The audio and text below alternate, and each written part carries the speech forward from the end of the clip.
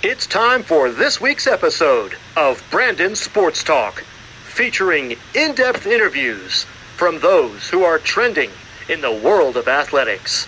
And now, here's the host of Brandon Sports Talk, Brandon Pate.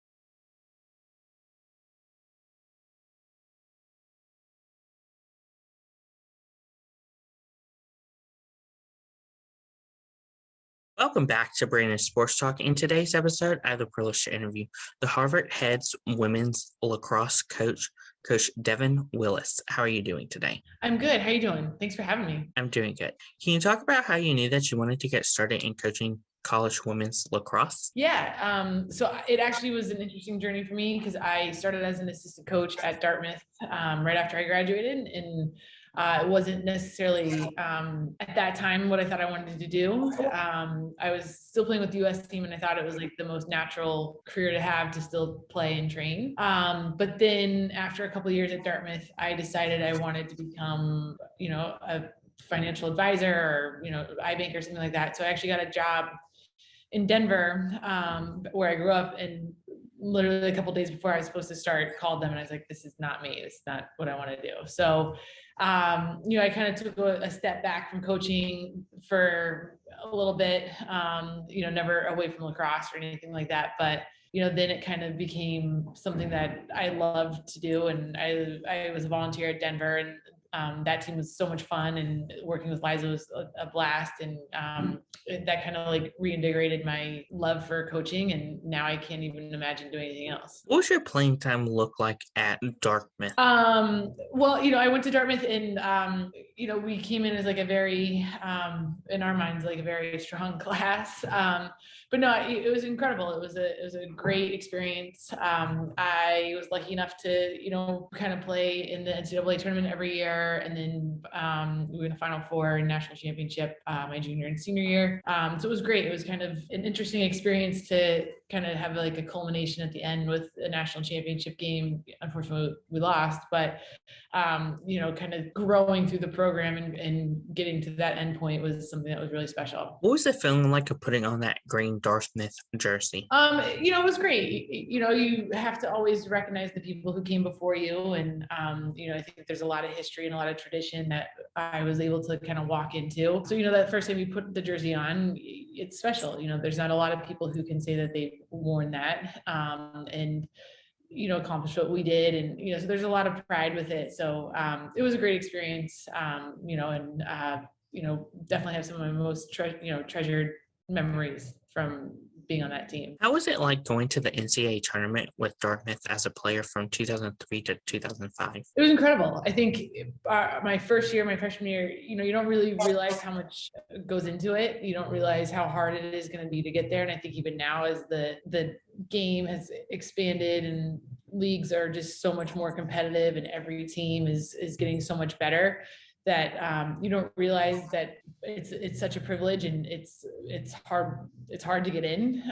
And so I think, kind of having had that experience for 4 years, now looking back on it, I'm like, wow, that it didn't seem that difficult then, but it was a lot of work. So I think I would have loved if we had won a national championship in there, but the cards just weren't in our favor. Of course, were you ever close to winning a national championship at Dartmouth? Yeah, my senior year we lost to Northwestern in the national championship, and I think the score was like 6-4. Actually, I think 90% sure that was the score, 5-4 maybe. But yeah, so it was close. I mean, it was a good game. And the year before that, we had lost to Northwestern again, but in the Final Four. So we were right there. And it's one of those things that I remember that night after the championship game, kind of looking back and being like, wow, we were the only two teams left playing in the whole, NCAA Division I lacrosse. And, when I thought of that, it really hit me like, wow, this was really special. Like that it was down to 2, and we were one of those teams. Getting involved after obviously Dartmouth, your college time, what was it like going to the US National Lacrosse team? Well, it was incredible. It was always like a dream of mine to be on the US team. I was lucky back then. It was like there were tiers of the US national team. So after my freshman year, I was a member of the US team, but on the developmental side, and was an alternate for the World Cup. 2005. So I'd kind of been in the system a little bit, but after I graduated, it was kind of, you just felt older, you felt more experienced. You kind of saw that now, like maybe the generations were switching over, that now like the younger kids were starting to become the veterans. But it's such a small group that get to go and play at a World Cup, that it's really hard to not feel so humbled by it, because you work so hard for 4 years, and then it's this culminating experience, and it's just such a huge honor. And I think anytime you can wear USA on your chest, like, that's, you can never ask for anything more. That's as high as you can kind of get. So for me, I think those years with the US team, I almost was with that group more than I was ever with my college team. And a lot of those players that are on that team are still some of my best friends today. What was it like getting drafted into the National Lacrosse League and playing for the Long Island Sound? So those are two different things. So the MLL was the men's league that I was drafted into, and that was the Long Island Lizards. And then there was the UWLX, I think is what it was called. It was the first women's professional league, and that was the Sound. So which are you talking about, the men's or the women's? The women's. Women's. It was incredible. I mean, it was great. It's like history making. Like it was the first time that there was a professional women's lacrosse league, and it was a lot of fun, and it was kind of the grassroots level a little bit. And I think we kind of fixed some things for the subsequent years, and there's been a lot of women's professional leagues that followed that. But it was great. It was finally time that somebody like stepped up and took initiative and said, like, this should be a sport that is being played on a professional level, and we should acknowledge these women who are so talented at their game, that we should give them something that pays them, but also, is something that's going to help grow the sport as well. How was it like getting involved in college coaching after obviously your playing career as a professional lacrosse player? I think coaching and playing pro, they kind of go hand in hand in some ways, just because you're training to be a pro player while you're coaching, and then while you're playing, you're also probably having your like coaching hat on sometimes, and trying to figure out what's going on. And some of the pro rules are a little bit different than the college rules, so it kind of gives you the freedom to play with different ideas and ways to maybe incorporate some new, game plans or strategies into like your college team. So it's perfect. Like, the two kind of go hand in hand. That makes it really fun to kind of, get to find a way to merge it together. And then at the same time, you want your players to, see you out there, that you want your, I have a staff that's incredible with, national players and pro players, and for my team to get to see them jump into practice at times, it's incredible for them to see that. They get to see role models, but then they also get to figure out ways to emulate them, and that makes it a lot of fun. What was it like going back to Dartmouth, your alma mater, to become the assistant coach? It was good and it was bad in certain ways. I loved Dartmouth. It was great because I kind of got into coaching, and I was able to kind of see the game from a different side and see it from like a strategy side. But I think also at the same time, it's hard to coach the people you just were on the field with. And, it kind of draws a little bit of a line in the sand with your friendships and, what you can say and what you can't say. So I think it was hard for sure.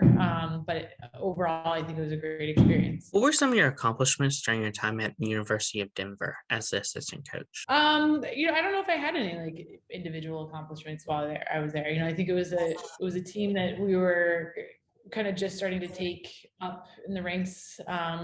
We had been in like league championships and that kind of stuff. The MPSF was the league then, but I think I was learning a ton there. So, I think it was great that I could kind of be a part of that staff and get to learn from them. What was it like going to UFC and obviously becoming the recruitment coordinator and then obviously the assistant coach years later? So USC was great. It was an incredible experience. The program was just starting when I got there. So Lindsay Monday was the head coach, and it was a totally new experience to have to start a program, like bringing in a whole new team of new players and figure out this is how we're going to play and this is what we need to teach them.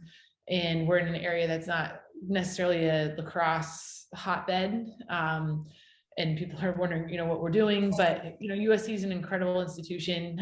I think they take care of their athletes. They are a high academic school, incredible place to work.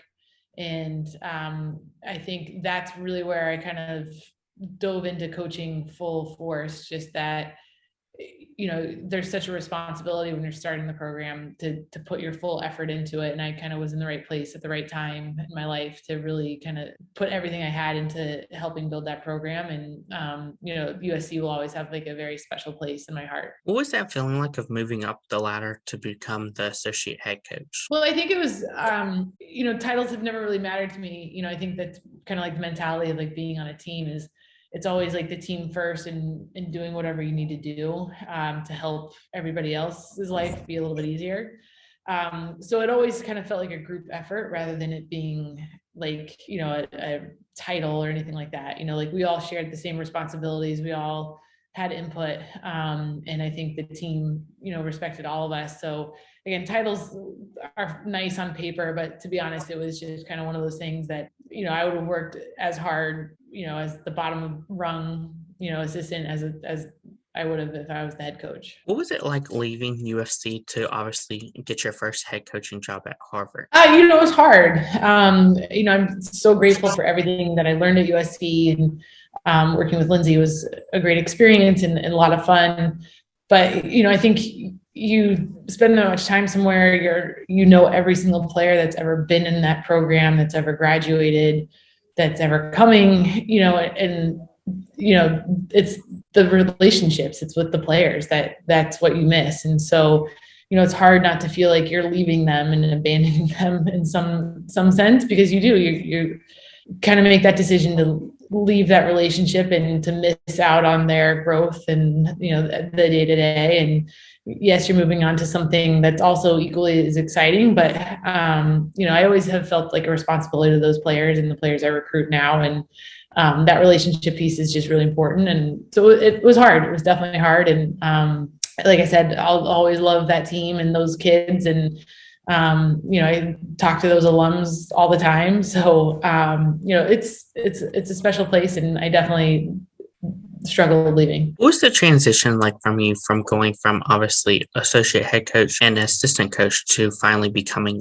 a head coach?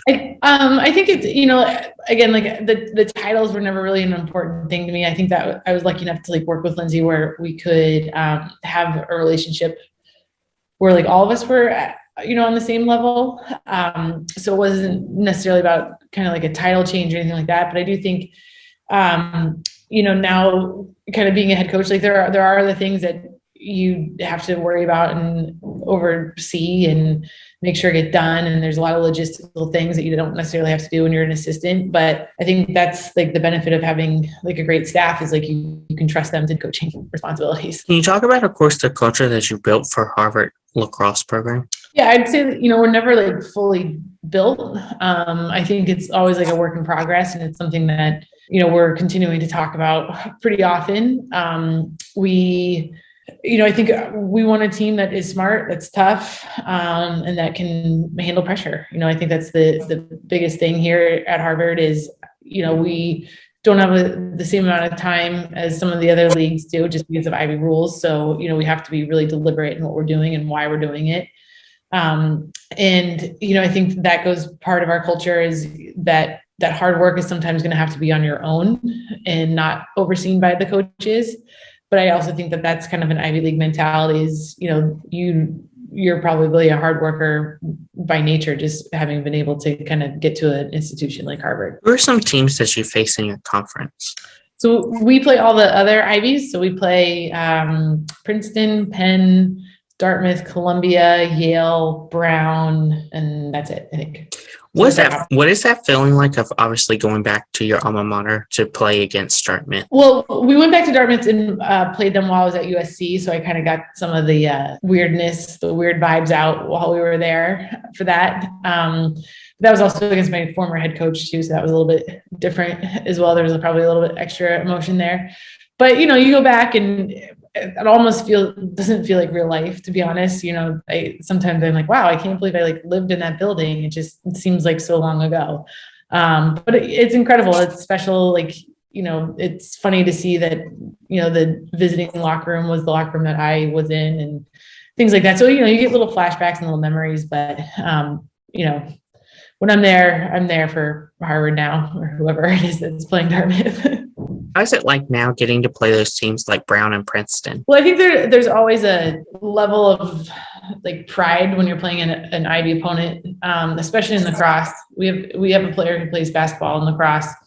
And in basketball, they play each team twice in the league. And we did that while I was at USC as well. But here we don't with lacrosse. So it's you get one shot at everybody that you're playing. So, if whatever happens in that game, you won't get to see them again until the next year. So I think it adds a little bit of pressure, but also just there's a lot of pride at stake. And I think that's also something that makes the Ivy League really fun is just the level of energy that is increased every time you go up against another league opponent.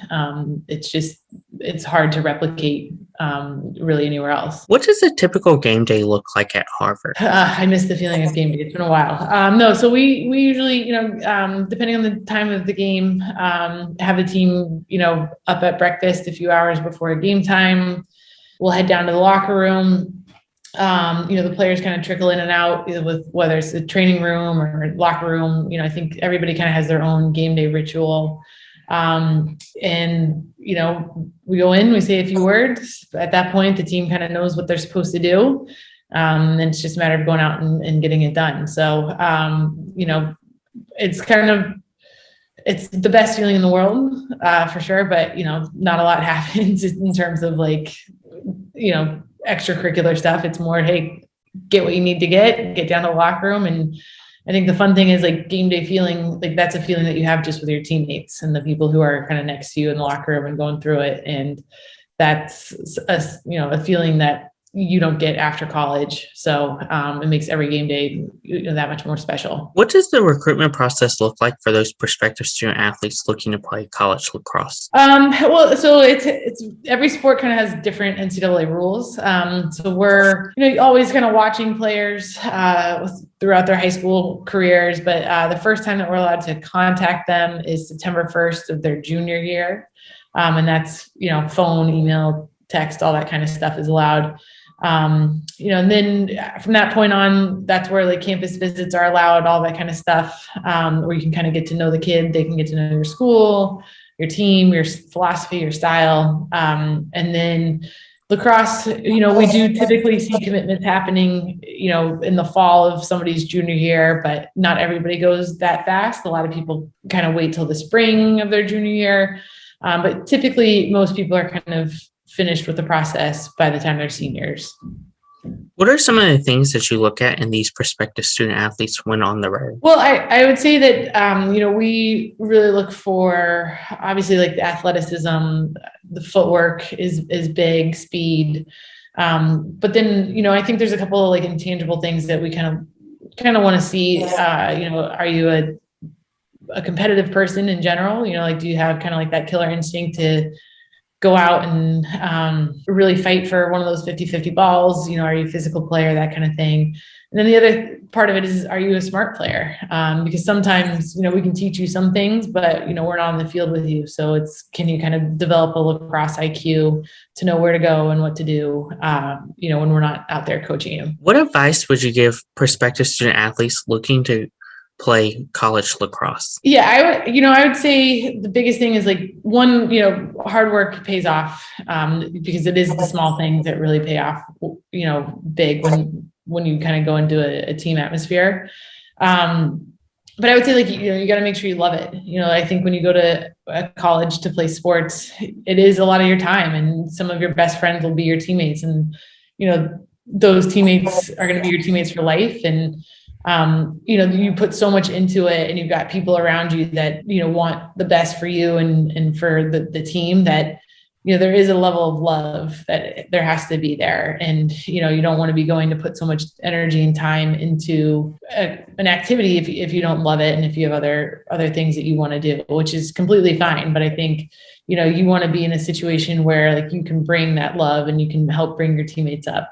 And I think that's one of the biggest things is, it is a lot of hard work, but if you love it, it shouldn't feel like work. What advice would you give those college athletes looking to go into obviously playing professional lacrosse, whether it's Athletes Unlimited or the US national team, and go on to the Olympics? Well, I think that's kind of where like some skill, refinement comes in. And, it's kind of like that culmination of, your talent, how hard you work, but then also like how smart you are out on the field. And then, I think also if you can be a good teammate to other people, they're going to be a good teammate to you. So if you can, help make them better, they're going to make you better, and it's just going to kind of elevate everybody. But, for me, I always say, it's all about the hard work. That was something that I really bought into, is because, talent only takes you so far. Hard work is going to be what kind of separates you from the rest of the pack. And so I think, if that's kind of a goal for somebody that it comes down to like that extra rep, that extra time. But,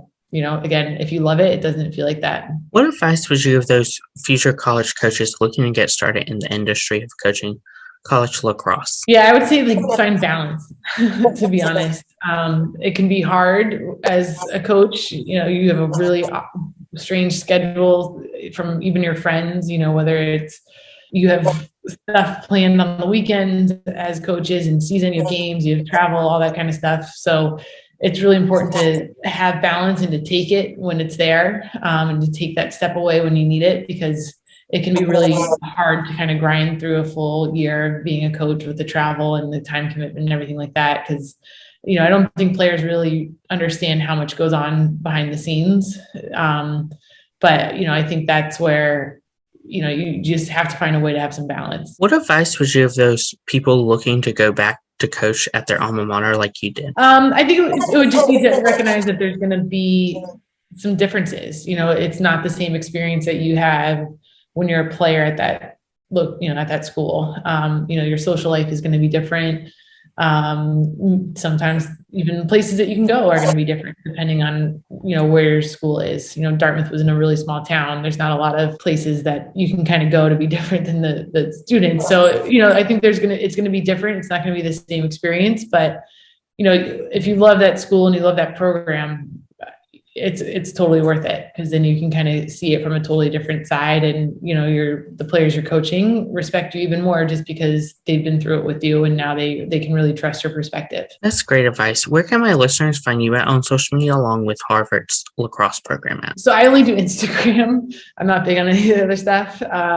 So Devin Wills, I think, is my Instagram. And then we have Harvard UWLX is our Instagram handle and Twitter. Thank you again, Coach Devin Wills, for your interview, and best of luck in your future with the Harvard Women's Lacrosse Program. Thank you. Thanks for having me. You can find Brandon Sports Talk on Facebook at Brandon Sports Talk, Instagram at Brandon Sports Talk, Twitter at Talk_Brandon, and you can find me on YouTube at Brandon Sports Talk. Don't forget to like, comment, and subscribe. Thank you again, Coach Devin Wills, for your interview, and best of luck in your future. Thank you. You too. You've been watching Brandon Sports Talk. Please feel free to like, share, and subscribe to Brandon Sports Talk on social media and on YouTube.